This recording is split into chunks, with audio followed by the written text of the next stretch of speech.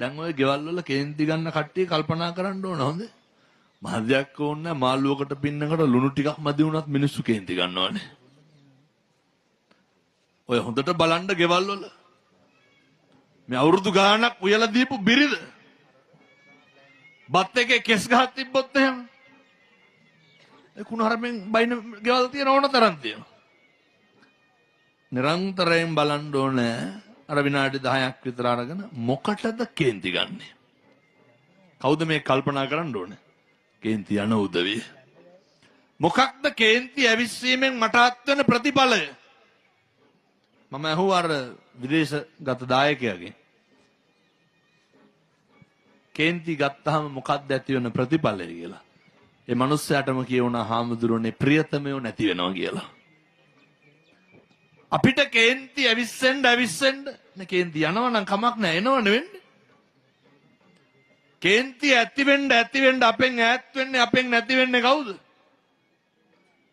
අපේ ප්‍රියතමයෝ අපිට නැති වෙනවා. අපේ ප්‍රියතමයෝ අපි කරෙහි තියෙන ආදරය නැති වෙනවා ගෞරවය විතරක් ඉතුරු වෙනවා. එනිසා මතක තියාගන්න. මිනිස්සෙකුට ජීවත් වෙන්න ගෞරවය විතරක් නෙමෙයි ආදරයක් තියෙන්න ඕනේ. ගෙවල් ගොඩක් දෙමව්පියොන්ට අම්මට තාත්තන්ට ආදරය කියන එක නැති වෙලා ගෞරවය විතරක් ඉතුරු වෙලා තියෙනවා. කේන්ති ඇතිවීම තුලින් වෙන්නේ අර මගේ කියන මගේ ආදරණීය මිනිස්සු ටික මට නැති වෙන එක. අපිට කවදාවත් කඩවල් දිහා නිකන් ඉන්නකොට කේන්ති යනවද? කේන්ති යන්නේ නැහැ. බස් එක යනකොට කේන්ති යනවද? අපි ගියත් ඒක පාලනය කරනවා. එහෙම නෙන්නේ. කවදාවත් ඔය නේ නිකන් පන්දන් මේ මළුවට ඇවිල්ලා ඉන්නවනේ.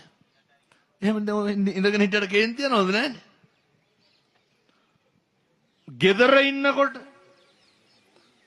ඔය බලන නාට්‍ය කතාව වෙනස් වුණොත් එහෙම ටීවී එකේ කේන්ති ගන්නවා. එතකොට සද්ද වැඩි නම් කාගේ හරි ෆෝන් එකක මෙහෙදි සද්ද බද්ද තියෙනවා කේන්ති යනවද? මිනිස්සු ඇවිස්සෙන්නෙම අර අපේම කියන කට්ටියත් එක්ක විතරයි. ඒක හරි පාඩුයි අපිට. ඒක හරි බාල වැඩක්. පුරුදු වෙන්න. ප්‍රියතමයෝ ඉන්න තැන කවදාවත් කේන්ති ඇති කරගන්න එපා. ඉතුරු වෙන්නේ කලකිරීම විතරයි. දැන් ඔය ගෙවල් වල කේන්ති ගන්න කට්ටිය කල්පනා කරන්න ඕන හොඳ. මහදයක් ඕනේ මාළුවකට පින්නකට ලුණු ටිකක් මදි වුණත් මිනිස්සු කේන්ති ගන්නවනේ.